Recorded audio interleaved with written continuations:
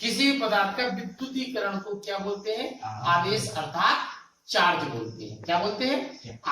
घर्षण विद्युत होती है दो प्रकार की, एक होती है आपकी स्थिर विद्युत, एक होता है धारा विद्युत। घर्षण विद्युत कितने प्रकार की होती है? दो प्रकार की, स्थिर विद्युत, static electricity, current electricity. Static electricity, current. Static electricity क्या है? अपन कह सकते हैं विद्युत की वह शाखा या इससे भौतिकी की वह शाखा जिसके अंतर्गत हम उन आवेशों का अध्ययन करते हैं जो स्थिर अवस्था में हो।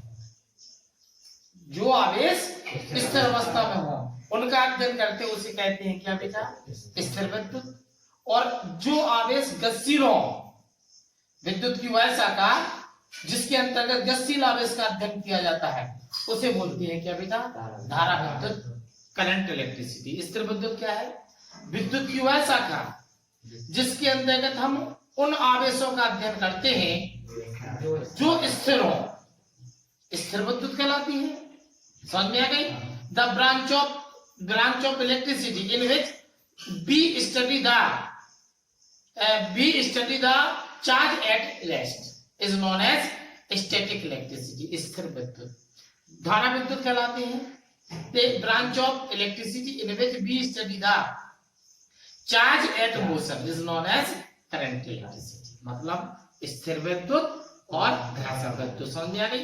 स्थिर विद्युत के अंतर्गत हम ऐसे आवेशों का अध्ययन करते हैं जो स्थिर हो, और गतिशील धारा विद्युत के अंतर्गत हम ऐसे आवेशों का अध्ययन करते हैं जो गतिशील हो। समझ में आ गई? तो विद्युत की कितनी शाखाएं हो गई? दो, एक स्थिर विद्युत और सेकंड क्या? घर्षण विद्युत। विद्युत क्या है? हमने बार बार बताया, वह ऊर्जा जिसके कारण कोई भी पदार्थ छोटी छोटी वस्तुओं को अपनी ओर अट्रैक्ट करता है, आकर्षित करता है।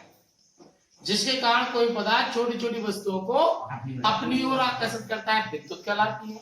यह विद्युत हमें घर्षण से प्राप्त होती है। कैसे प्राप्त होती है? इसलिए इसको बोलते हैं क्या? घर्षण विद्युत। समझ में आ गई? घर्षण विद्युत को दो प्रकार विभाजित के, दो प्रकार की होती है, एक स्थिर विद्युत, दूसरा है धारा विद्युत। विद्युत की वह शाखा जिसके अंतर्गत हम ऐसे आवेशों का अध्ययन करते हैं जो स्थिर हो। समझ में आ गई? उसे बोलते हैं स्थिर विद्युत। और जिसके अंतर्गत हम ऐसे आवेशों का अध्ययन करते हैं जो गतिशील, धारा विद्युत कहलाती है। स्थिर विद्युत और धारा विद्युत। समझ में आ रही? क्या हो गई? समझ में आ रही? अब अपन को देखना है आवेश। किसी पदार्थ में का विद्युतीकरण होना, electrification of any substance is known as charge. आवेश क्या बोलते हैं उसको? चार्ज। इलेक्ट्रिफिकेशन होना ही क्या कहलाता है? चार्ज कहलाता है। समझ में आ रही? चार्ज क्या है? समझ में आ गई? किसी पदार्थ का विद्युतीकरण होना, इलेक्ट्रिफिकेशन होना। समझ में? The electrification of any substance is known as charge. Charge को दो कैटेगरी में बांटा गया, एक पॉजिटिव चार्ज धनावेश और दूसरा नेगेटिव चार्ज। समझ में आ गई? इसको पहले बोलते थे काचा आवेश। क्या? काचा आवेश। उसको बोलते थे रेजन आवेश। क्या? रेजन आवेश। काचा आवेश क्या है पहले हम देखें। कांच की छड़ को, अब इसका हम रीजन बताएंगे, एक्सप्लेन करके बताएं। कांच की छड़ को रेशम के कपड़े से घिसते हैं। कांच की छड़ को रेशम के कपड़े से घिसते हैं तो कांच की छड़ में जो आवेश उत्पन्न होता है उसे काचा आवेश कहते हैं। इसे बेंजामिन फ्रैंकलिन ने धनावेश कहा। क्या बोलते हैं इसको? धनावेश बोलते हैं। कांच की छड़ को रेशम के कपड़े से घिसने पर, कांच की छड़ को रेशम के कपड़े से घिसने पर कांच की छड़ में जो आवेश उत्पन्न होता है उस आवेश को काचा आवेश या धनावेश कहते हैं। वैसे तो बोलते थे काचा आवेश, लेकिन बेंजामिन फ्रैंकलिन ने उसको धनावेश नाम दिया। दूसरा, एमोनाइट की छड़ को ऊनी कपड़े, बिल्ली खाल, फुलालेन, चिड़िया के पंखों से घिसने पर, काय की छड़ को? एमोनाइट एम्बर आदि की छड़ को ऊनी कपड़े, बिल्ली खाल, चिड़िया के पंख आदि से घिसने पर उसमें जो आवेश उत्पन्न होता है उसे बोलते हैं रेजन आवेश अर्थात जड़ आवेश। समझ में आ गई? क्या बोला? आवेश कितने प्रकार का होता है? 2 प्रकार का होता है, धनावेश, धनावेश, glass rod rubbed by silk cloth, then charge produced on glass rod is known as positive charge. Ebonite rod rubbed by woolen cloth, फर्क समझ में आ गई? then charge produced on ebonite rod is known as negative charge. कांच की छड़ को रेशम के कपड़े से घिसते हैं तो कांच की छड़ में जो आवेश होता है उसे धनावेश, और एबोनाइट की छड़ को जो ऊनी कपड़े या बिल्ली खाल से घिसते हैं तो एबोनाइट की छड़ में जो आवेश उत्पन्न होता है उसको बोलते हैं, क्या बोलते हैं? जड़ावेश। आवेश कितने प्रकार के हो गए? 2 प्रकार के, धनावेश और जड़ावेश। इसमें सबसे मेन क्या है कि सजातीय आवेशों में होता है प्रतिकर्षण और विजातीय आवेशों में होता है आकर्षण। यानी हम प्लस चार्ज के पास प्लस चार्ज लाएंगे तो ये रिपील करेंगे, प्रतिकर्षण होगा। माइनस चार्ज के पास माइनस चार्ज लाएंगे तो ये भी इनमें प्रतिकर्षण होता है। यानी कि like charge repeal each other, unlike charge attract each other. सजातीय आवेशों में होता है प्रतिकर्षण और विजातीय आवेशों में क्या होता है? आकर्षण। सजातीय आवेश एक दूसरे को प्रतिकर्षित करते हैं और विजातीय आवेश एक दूसरे को आकर्षित करते हैं। समझ में आ गई? सजातीय आवेशों में होता है प्रतिकर्षण, ठीक है। विजातीय आवेशों में क्या होता है? इसको एक हम एक्सपेरिमेंट द्वारा देखते हैं कि कैसे लाइक चार्ज रिपील करते हैं और अनलाइक चार्ज क्या करते हैं? अटैक। इससे पहले एक शॉर्ट में ये पूरा रिपीट करते हैं। वह ऊर्जा जिसके कारण कोई भी पदार्थ छोटी छोटी वस्तुओं को अपनी ओर आकर्षित करती है उस ऊर्जा को बोलते हैं विद्युत। क्या बोलते हैं उसको? विद्युत। वह ऊर्जा जिसके कारण कोई भी पदार्थ छोटी छोटी वस्तुओं को उठाइए पीछे रखती है, जो कागज की ये उठाओ, जिसके कारण कोई पदार्थ छोटी छोटी वस्तुओं को अपनी ओर क्या करता है? अट्रैक्ट करता है। उस ऊर्जा को क्या बोलते हैं? विद्युत। यह ऊर्जा कैसे प्राप्त होती है? गैस से, इसलिए इसको बोलते हैं क्या? गैस विद्युत। देखो इसको एक हल्का सा हम एक्सपेरिमेंट करते हैं तो आपको समझ में आएगा कि जी भाई ऊर्जा तो कहीं उसका रीजन बताएंगे, भी हम एक्सप्लेन करके बताएंगे। जैसे अपन ने छोटे छोटे ये लिए, अब इसको अपन ने रबिंग कराया, मारकर वो क्या किया? रबिंग कराया, घिसते हैं, और जैसे इसको अपन घिसते हैं ना तो इस मार्कर में इस कोई भी सबस्टेंस में जो कुछ आला को उसमें देखो एनर्जी प्रोड्यूस हो जाती है। वो देखो ये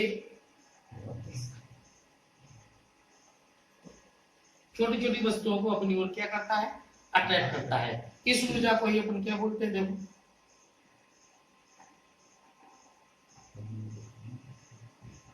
उसमें थोड़ा सा वूलन क्लॉथ होना चाहिए इसके लिए।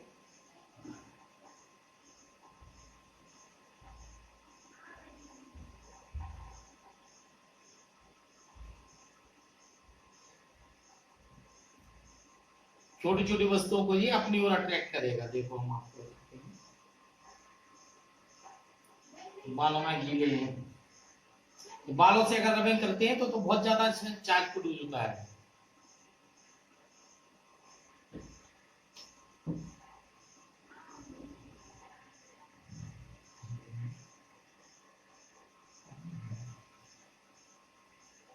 होता है उसमें एक ये वूलन क्लॉथ नहीं होता है। देखो ये अटैक हुआ है तो ये जो ऊर्जा होती है ये कहलाती है विद्युत। क्या कहलाती है? इसको देखो, इसको क्या बोलते हैं बेटा? विद्युत। देखो ये विद्युत है, विद्युत कहलाती है। मतलब विद्युत कोई वस्तु या अपन कह सकते हैं कि कोई वस्तु या कोई भी पदार्थ नहीं है, वो क्या है? ऊर्जा। इस ऊर्जा से कोई भी वस्तु छोटी छोटी वस्तुओं को अपनी ओर अट्रैक्ट करता है। अब देखें विद्युत कैसे उत्पन्न होती है? घर्षण से, इसलिए उसको बोलते हैं घर्षण। क्या बोलते हैं? घर्षण विद्युत को 2 कैटेगरी में बांटा गया है, स्थिर विद्युत और धारा विद्युत। स्थिर विद्युत घर्षण विद्युत की वह शाखा या विद्युत की वह शाखा जिसके अंतर्गत हम उन आवेशों का अध्ययन करते हैं जो स्थिर। समझ में आ गई? समझ में आ गई? यानी कि इस आवेश को स्थिर करके रखा जाता है तो उसको बोलते हैं क्या? स्थिर विद्युत, स्टैटिक इलेक्ट्रिसिटी। और दूसरा है धारा विद्युत, विद्युत की वह शाखा जिसके अंतर्गत हम उन आवेशों का अध्ययन करते हैं जो गतिशील, उसे क्या बोलते हैं? धारा विद्युत। इसको अगर बहने दिया जाए तो धारा विद्युत, रोक कर रखा जाए तो क्या कहलाता है? समझ में आ गई? जिन वस्तुओं में विद्युत का गुण उत्पन्न हो जाता है उन्हें आवेशित वस्तुएं चार्ज बॉडी कहते हैं। क्या कहते हैं? आवेशित वस्तु है, चार्जलेस बॉडी कहते हैं। और किसी भी वस्तु में आवेश का उत्पन्न हो जाए यानी कि विद्युतीकरण उत्पन्न होना ही आवेश कहलाता है। आवेश होता है दो प्रकार का, धनावेश, ऋणावेश। धनावेश काचावेश, ऋणावेश रेजनावेश। धनावेश कांच की छड़ को रेशम के कपड़े से घिसते हैं तो कांच की छड़ में जो आवेश उत्पन्न होता है उसे काचावेश या धनावेश कहते हैं। समझ में आ गई? Glass rod is rubbed with silk cloth, then charge produced on glass rod is known as positive charge और काचावेश चार्ज, राइट? धनावेश, इसे हम बेंजामिन फ्रैंकलिन ने धनावेश का नाम दिया था। ऋणावेश क्या है? जब एवोनाइट की छड़ को बिल्ली काल से या ऊनी कपड़े से घिसते हैं तो एवोनाइट की छड़ में जो आवेश उत्पन्न होता है उसे ऋणावेश या रेजन आवेश कहते हैं, राइट? आवेश कितने प्रकार के होते हैं? दो प्रकार के, धनावेश। अब ये क्यों प्रोड्यूस हो जाता है वो इलेक्ट्रॉनिक थ्योरी में हम आपको बताते हैं, क्या इसका पूरा रीजन बताएंगे, समझ में आ रही? तो आवेश कितने प्रकार का होता है? दो प्रकार का, धनावेश, ऋणावेश। देखिए काचा आवेश को बेंजामिन फ्रैंकलिन ने दिया था धनावेश नाम और रेजन आवेश को दिया था ऋणावेश, समझ में आ रही? इसलिए विद्युत के जनक कहलाते हैं बेंजामिन फ्रैंकलिन, समझ में आ गई? फादर ऑफ फिजिक्स, समझ में आ गई? क्या कहलाते? बेंजामिन फ्रैंकलिन ने ही विद्युत की खोज की थी, कोई डाउट? अब इसमें सबसे मेन चार्ज की प्रॉपर्टी क्या है? सजातीय आवेशों में होता है पृथ्वीकर्षण और विजातीय आवेशों में क्या होता है? आकर्षण। इसके लिए एक छोटा सा प्रयोग करते हैं। क्या सजातीय आवेशों में क्या होता है? पृथ्वीकर्षण और विजातीय आवेशों में क्या होता है? इसके लिए एक बहुत छोटा सा अपन एक्सपेरिमेंट करते हैं, उससे अपन ये बिल्कुल क्लियर कर पाएंगे, आइडेंटिफाई कर पाएंगे कि लाइव चार्ज रिपीलेशन है। देखिए हम क्या करते हैं, एक कांच की छड़ लेते हैं, उसे चित्तानुसार इसको कैसे रेशम के कपड़े से घिसा और चित्तानुसार इसको अपन ने, ठीक है, बीटे के glass rod rubbed with silk cloth and hanged, समझ में आ गई? The glass rod with receptor जड़ावाजी कस देते हैं। हम ग्लव्स नहीं पहनेंगे तो जो चार्ज प्रोड्यूस होगा वो तो सीधा ग्राउंडेड हो जाएगा, पृथ्वी के हो जाएगा। तो क्या करते हैं, हम एक और कांच की छड़ लेते हैं लेकिन हाथ में कुछ अलग पदार्थ ग्लव्स पहन के, उसको भी हम रेशम के कपड़े से घिस के और जैसे ही इस छड़ के हम पास लाते हैं, देखिए दोनों ही क्या लिया, दोनों ही अपन ने क्या लिया? कांच की छड़। क्या ये भी क्या लिया अपन ने? कांच की छड़। तो जैसे इसके पास लाते हैं तो ये पृथ्वीकर्षण, मतलब एक छड़ें एक दूसरे से दूर भागने का मतलब रिपील होना, पृथ्वीकर्षित होना। समझ में क्यों पृथ्वीकर्षित हुई? इसका रीजन है कि यहाँ भी धनावेश और यहाँ भी धनावेश, क्योंकि कांच की छड़ में कौन सा आवेश प्रोड्यूस होता है? धनावेश। अब दूसरा एक, ये तो ये एक्सपेरिमेंट फर्स्ट, सेकंड है एक्सपेरिमेंट सेकंड। देखो हम क्या करते हैं, एक एवोनाइट की छड़ लेते हैं, काय की छड़ लेते हैं, इस एवोनाइट की छड़ को हम ऊनी कपड़े, एवोनाइट की छड़, देखो कौन सी छड़? एवोनाइट। एवोनाइट की छड़ को हम एम्बर छड़ भी ले सकते हैं, ऊनी कपड़े से घिसते हैं और चित्तानुसार लटका देते हैं तो पता एवोनाइट की छड़ में नेगेटिव चार्ज प्रोड्यूस हो जाता है। कौन सा चार्ज? Negative charge. एक और एवोनाइट की छड़ लेते हैं, उसको भी हम ऊनी कपड़े से घिसकर जैसे इस छड़ के पास लाते हैं, जैसे ही हम इस छड़ के पास लाते हैं, ये भी कौन सी छड़ है? तो जी पृथ्वीकर्षण करती है। इसका मतलब ये नहीं कि केवल धनावेश में नहीं, ऋणावेश में भी क्या होता है? देखो धनावेश, धनावेश लाइक चार्ज है, सजातीय आवेश, और ऋणावेश भी क्या है? तो इन प्रयोग एक और प्रयोग दो से एक चीज तो आइडेंटिफाई हुई, क्लियर हुई कि सजातीय आवेशों में पृथ्वीकर्षण होता है। देखो यहाँ धनावेश पृथ्वीकर्षित होते हैं और ऋणावेश पृथ्वीकर्षित। अब क्या करते हैं, तीसरी बात, हम एक कांच की छड़ लेते हैं, उसको रेशम के कपड़े से घिसकर हम चित्रानुसार लटका देते हैं। तो कांच की छड़ में कौन सा आवेश उत्पन्न होता है? कांच की छड़, धनावेश हो जाएगा। फिर हम एक कांच की नहीं, फिर हम एक एवोनाइट की छड़ लेते हैं, उसको ऊनी कपड़े या बिल्ली काल से घिसकर हम चित्रानुसार लटका देते। ये काय की छड़? तो हम देखते हैं जैसे इस छड़ के पास आते तो उनमें समझ में आ रही? तो प्रयोग क्रमांक 3 से स्पष्ट होता है कि विजातीय आवेशों में क्या होता है? आकर्षण। तो देखो प्रयोग 1 और 2 से 1 क्लियर हो गया, किस सजातीय आवेशों में पृथक्करण होता है, और प्रयोग क्रमांक 3 से यह क्लियर हुआ, क्या क्लियर हुआ कि विजातीय आवेशों में क्या होता है, आकर्षण। इससे अपन पूरा क्लियर कर सकते हैं, प्रयोग 1, 2 और 3 से यह क्लियर होता है, स्पष्ट होता है कि सजातीय आवेशों में पृथक्करण और विजातीय आवेशों में आकर्षण। Like charge repeal each other, है ना, लाइक चार्ज अटैच। सजातीय आवेशों में पृथक्करण और विजातीय आवेशों में क्या होता है, आकर्षण होता है। समझ में आ गई। आवेश कितने प्रकार के होते हैं, 2 प्रकार के, धनावेश, ऋणावेश। धनावेश, कांच की छड़ को रेशम के कपड़े से घिसने पर कांच की छड़ में उत्पन्न आवेश को धनावेश कहते हैं। एमोनाइट की छड़ को बिल्ली, कांच या ऊनी कपड़े से घिसने पर एमोनाइट की छड़ में जो आवेश उत्पन्न होता है उसको ऋणावेश कहते हैं। प्रयोग के द्वारा ये हमने क्लियर कर लिया, निश्चित कर लिया कि सजातीय आवेशों में पृथक्करण, इसलिए हम कंक्लूजन बोल सकते हैं कि like charge repeal each other, unlike charge सजातीय आवेशों में पृथक्करण और विजातीय आवेशों में आकर्षण। अब यहाँ एक बहुत क्वेश्चन बनता है, आपके मन में आ रहा है कैसे चार्ज प्रोड्यूस हो जाता है, भाई चार्ज उत्पन्न क्यों होता है, हम घिसते हैं तो घिसने से चार्ज क्यों उत्पन्न होता है। मेन हमको ये देखना है कि चार्ज घिसने के कारण क्यों उत्पन्न होता है, घर्षण के कारण क्यों उत्पन्न होता है। इसलिए अपन को देखना पड़ेगी इसकी total electronic theory of origin of charge, आवेश की उत्पत्ति का इलेक्ट्रॉनिक सिद्धांत। अरे थ्योरी तो हम अभी फिजिक्स में हम ये तो मान नहीं सकते हैं कि हमने कहा ऐसा होता है तो मानो, नहीं, हम उसको प्रूव करके दिखाएंगे।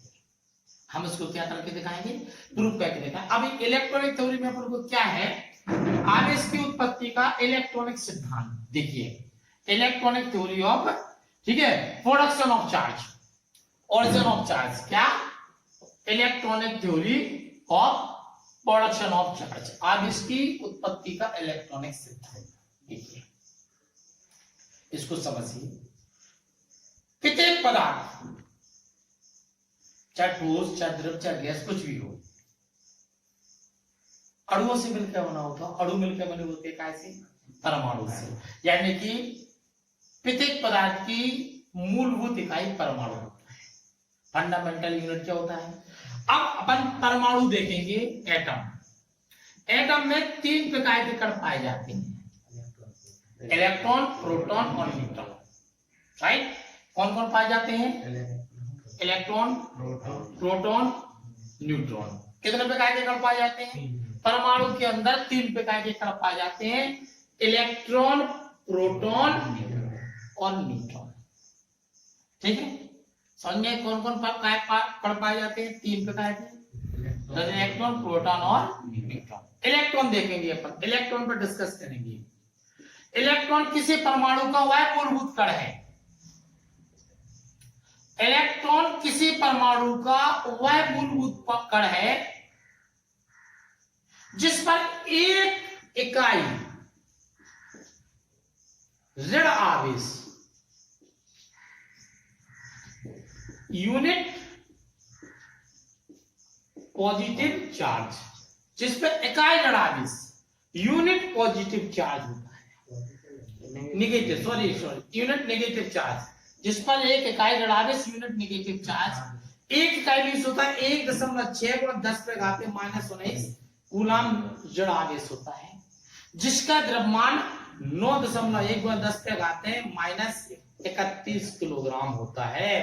इलेक्ट्रॉन किसी परमाणु का वह मूलभूत कण है, इलेक्ट्रॉन किसी परमाणु का वह मूलभूत कण है जिस पर एक इकाई ऋण आवेश 1.6 × 10⁻⁻19 कूलाम ऋण आवेश होता है।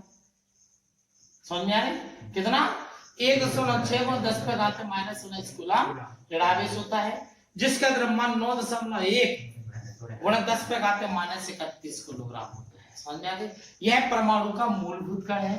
इस परमाणु में ये कैसे व्यवस्थित होते हैं ये भी हम आपको बता रहे हैं, पहले डेफिनेशन बताते तीनों की। क्या होता है electron, electron is the fundamental particle of atom. समझ में आ गई, समझ में आ गई। Electron is the fundamental particle of atom which has unit negative charge and its mass is 9.1 × 10⁻³ 31 kg, mass 9.1 × 10⁻³ kg, जिसका द्रव्यमान 9.1×10⁻³ किलोग्राम होता है। ऐसे पार्टिकल को बोलते हैं इलेक्ट्रॉन। इसकी खोज जे थॉमसन ने 1889 में की। किसने? सर जे थॉमसन ने। समझ में आ गई? इलेक्ट्रॉन क्या बोला? किसी परमाणु का मूलभूत कण है। किसी परमाणु का क्या है? मूलभूत कण है। इस पर एक इकाई ऋणावेश 1.6 × 10⁻⁻19 कूलम ऋणावेश पाया जाता है, जिसका द्रव्यमान 9.1 × 10⁻31 किलोग्राम होता है। कितना होता है? 9.1 × 10⁻31 किलोग्राम होता है। इसकी खोज जे थॉमसन ने की थी। इसकी खोज किसने की थी? जे थॉमसन ने की थी। समझ में आ रही? कोई डाउट? इलेक्ट्रॉन समझ में आ गया? क्या बोला? इलेक्ट्रॉन फंडामेंटल मूलभूत कण है, जिस पर एक इकाई भी हम आपको उसकी क्वांटीकरण में बताएंगे कि यूनिट का मतलब क्या होता है, वो वही अपन डिस्कस करेंगे। जिसमें एक इकाई मीन्स होता है 1.6 × 10⁻⁻⁰। इससे कम चार्ज पृथ्वी में होते ही सबसे छोटा चार्ज है, फंडामेंटल चार्ज है। सारे चार्ज इनका इंटीग्रल मल्टीपल होते हैं, पूर्णता गुणज होते हैं। सभी आवेश इसके क्या होते हैं? पूर्णता गुणज। तो इलेक्ट्रॉन किसी परमाणु का वह मूलभूत कण है जिस पर एक इकाई ऋणावेश पाया जाता है, जिसका द्रव्यमान 9.1 × 10⁻31 किलोग्राम होता है। इसकी खोज किसने? जे थॉमसन ने 1889 में की। दूसरा है प्रोटॉन। प्रोटॉन किसी परमाणु का वह मूलभूत कण है। प्रोटॉन किसी परमाणु का वह मूलभूत कण है जिस पर एक इकाई धनावेश, यानी कि 1.6 × 10⁻⁻19 कूलम धनावेश पाया जाता है। एक इकाई धनावेश पाया जाता है। समझ में आ गई?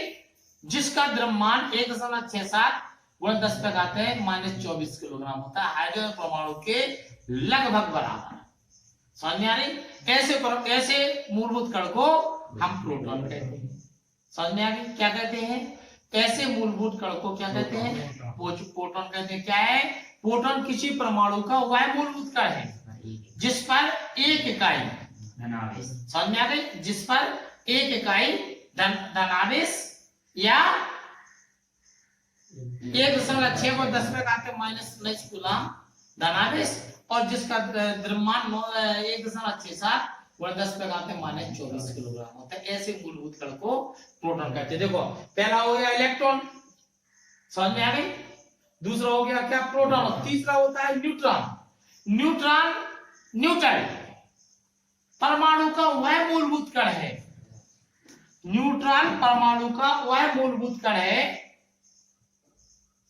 जिस पर कोई चार्ज नहीं होता है, कोई आवेश नहीं होता है, यह विद्युत रूपण उदासीन होता है।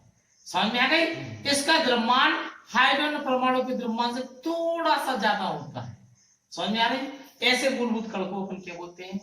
न्यूट्रॉन कहते हैं। तो परमाणु के अंदर कितने प्रकार के कण होते हैं? 3 प्रकार के। कौन कौन से? इलेक्ट्रॉन, प्रोटॉन और न्यूट्रॉन। क्या कहते हैं? इलेक्ट्रॉन, प्रोटॉन और न्यूट्रॉन। परमाणु के अंदर 3 प्रकार के कण होते हैं। पहला कौन सा? इलेक्ट्रॉन। दूसरा प्रोटॉन। इलेक्ट्रॉन पर कितना आवेश होता है? एक इकाई ऋणावेश, यानी कि यूनिट नेगेटिव चार्ज। प्रोटॉन पर एक इकाई धनावेश, यूनिट पॉजिटिव चार्ज। और न्यूट्रॉन पर कोई आवेश नहीं होता है, शून्य होता है। Neutron for electricity. न्यूट्रॉन होता है क्या? विद्युत के लिए उदासीन होता है। तो देखो, परमाणु के अंदर कितने प्रकार के होते हैं? 3 प्रकार के। इलेक्ट्रॉन, प्रोटॉन और न्यूट्रॉन। क्या होते हैं? इलेक्ट्रॉन, प्रोटॉन और न्यूट्रॉन। इलेक्ट्रॉन समझ में आ गया? ऋणावेश। प्रोटॉन क्या? धनावेश। और न्यूट्रॉन क्या? उदासीन। न्यूट्रल कोई आवेश नहीं होता। अब अपन को ये देखना है, चार्ज का प्रोडक्शन देखना है। तो एक और बताएं, स्ट्रक्चर क्या होता है? किसी भी परमाणु के अंदर 3 प्रकार के कण तो जरूर पाए जाते हैं, लेकिन उन कण में एक सबसे बड़ी विशेषता ये है कि परमाणु के अंदर जितने इलेक्ट्रॉन होते हैं उतने ही होते हैं क्या? प्रोटॉन। न्यूट्रॉन की संख्या बराबर हो या ना। देखो, परमाणु के अंदर 3 प्रकार के इलेक्ट्रॉन, प्रोटॉन और न्यूट्रॉन।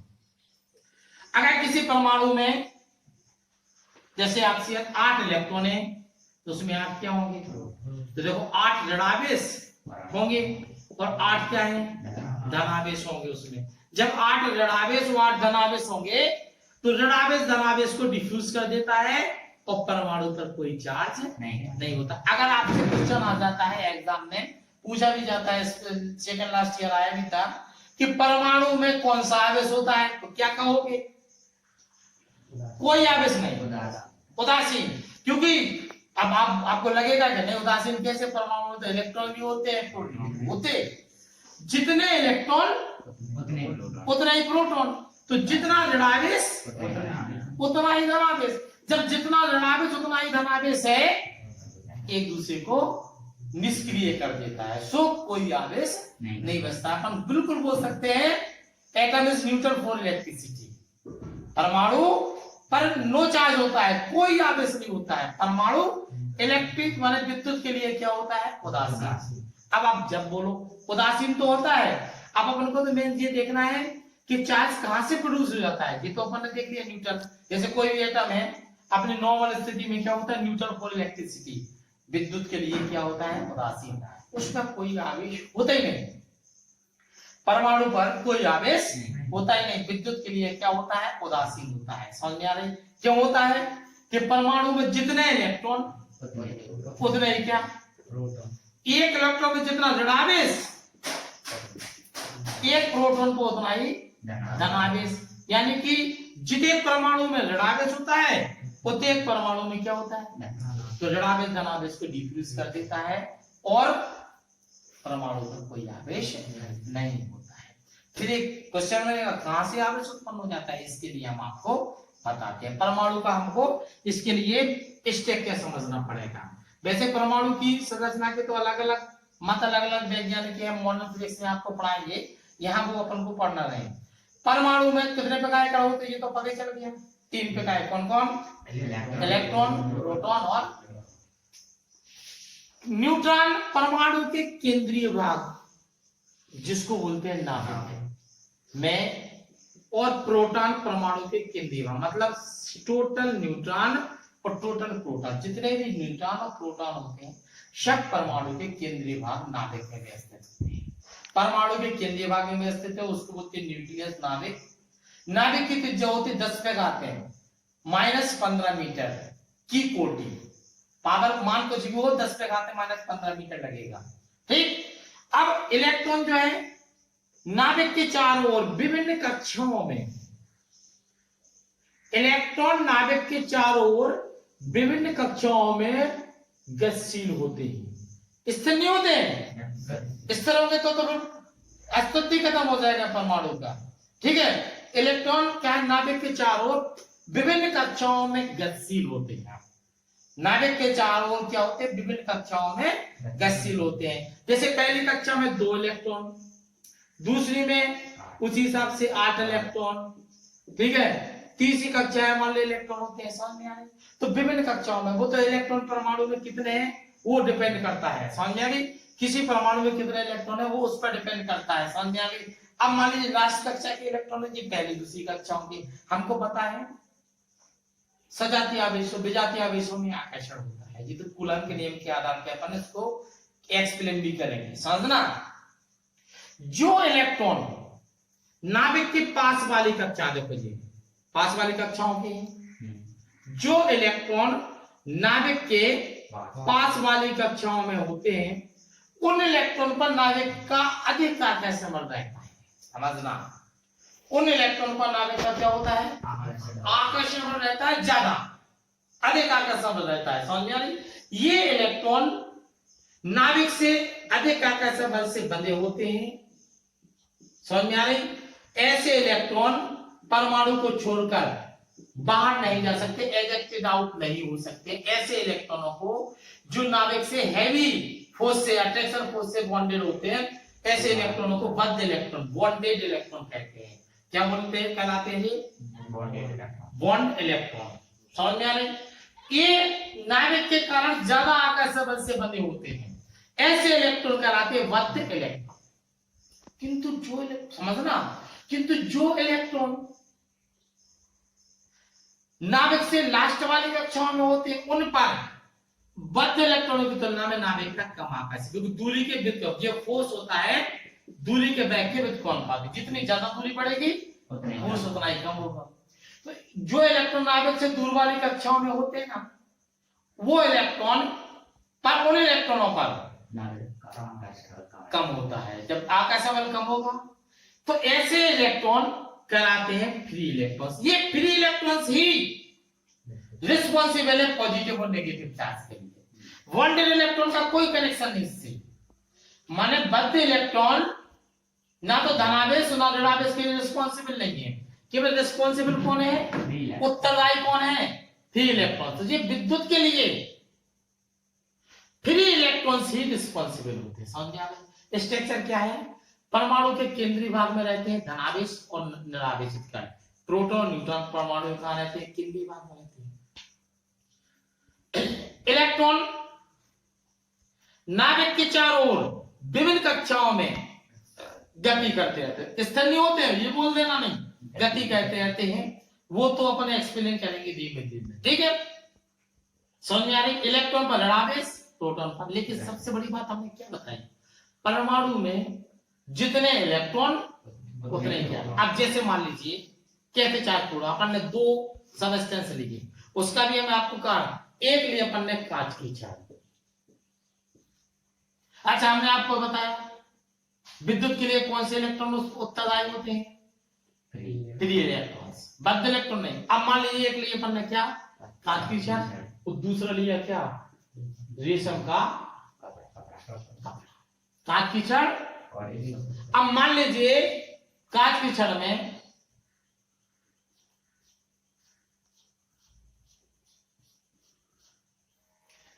ये इलेक्ट्रॉन है, तो इतने क्या होंगे, प्रोटॉन है। इसमें मुक्त इलेक्ट्रॉन भी है। रेशम कपड़े में जे मान लीजिए इलेक्ट्रॉन है और जे क्या है, प्रोटॉन है। अब देखो जी, जो बाहरी कक्षा के फ्री इलेक्ट्रॉन्स होते हैं ना, इनके पास इतनी ऊर्जा नहीं होती है कि जी परमाणु को छोड़कर बाहर की ओर निकल सके।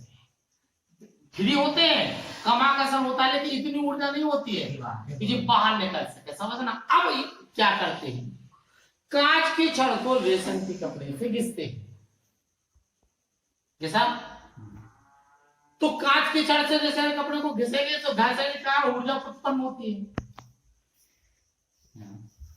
मुक्त जो कांच की छड़ के, अब इसका रीजन बता रहे हैं हम जस्ट बात, कांच की छड़ से मुक्त इलेक्ट्रॉन, जो कांच की छड़ के जो मुक्त इलेक्ट्रॉन है, इनकी गतिज ऊर्जा बढ़ जाती है।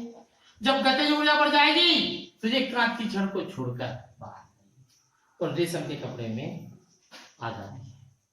अब कांच की छड़ से मान लीजिए इलेक्ट्रॉन निकालकर कहां पहुंचे, तो कांच की छड़ में 2 इलेक्ट्रॉनों की कमी और रेशम के कपड़े में 2 इलेक्ट्रॉनों की अधिकता हो गई। सो कांच की छड़ में कमी हो गई, तो जितने इलेक्ट्रॉन है उतने प्रोटॉन को तो उन्होंने डिफ्यूज कर दिया, जो 2 प्रोटॉन क्या बची, एक्स्ट्रा।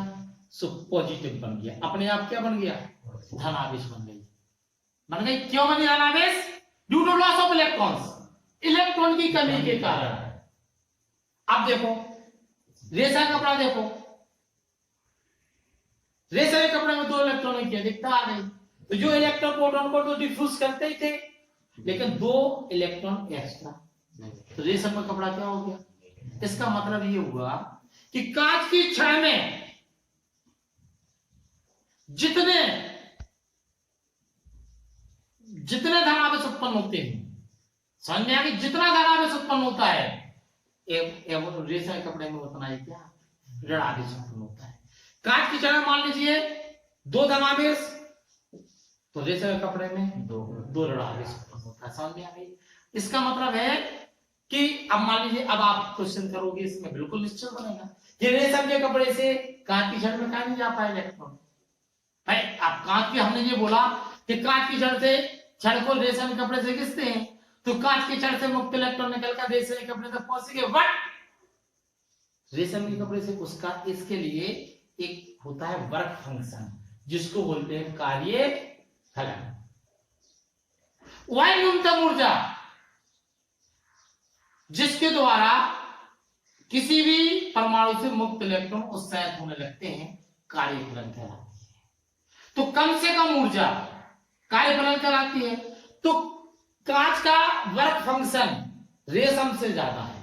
दोनों को समान मात्रा में ऊर्जा देने पर कांच की छड़ से मुक्त इलेक्ट्रॉन निकलकर, माने कांच की छड़ से शीघ्र ही कम से कम ऊर्जा देने पर मुक्त इलेक्ट्रॉन उत्सर्जित हो जाते हैं और रेशम के कपड़े से नहीं। इसलिए कांच की छड़ से निकलकर कहां पहुंच जाते हैं, रेशम के कपड़े में पहुंच जाते हैं। जी अगर समझ में आ जाए। दूसरा एग्जाम्पल, हम एमोनाइट की छड़ को ऊनी कपड़े या बिल्ली खाल से घिसते हैं।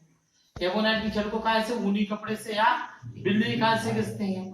तो पता क्या है, बिल्ली की खाल से इलेक्ट्रॉन निकल, बिल्ली खाल में आपका इलेक्ट्रॉन की कमी हो जाती है। ऊनी कपड़ा नहीं, एमोनाइट है।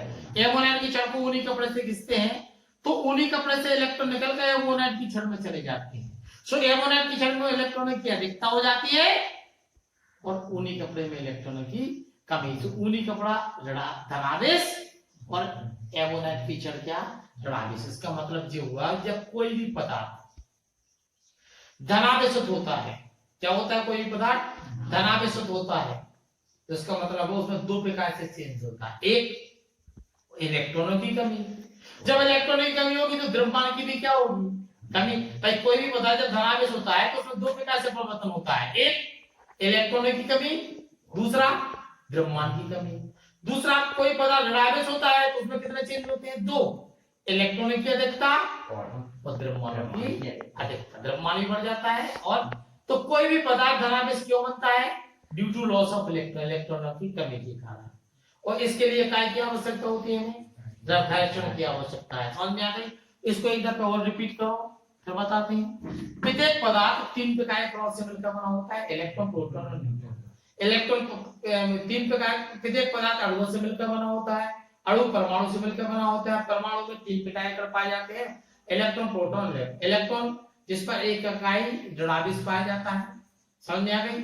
जिस पर एक इकाई ऋणावेश पाया जाता है, जिसका द्रव्यमान मान लीजिए 9 -31 किलोग्राम। प्रोटॉन जिस पर एक इकाई धनावेश पाया जाता है, जिसका द्रव्यमान परमाणु के लगभग बराबर। और न्यूट्रॉन पर कोई आवेश नहीं पाया जाता। समझना, परमाणु के अंदर तीन प्रकार पाए जाते हैं, इलेक्ट्रॉन, प्रोटॉन, न्यूट्रॉन।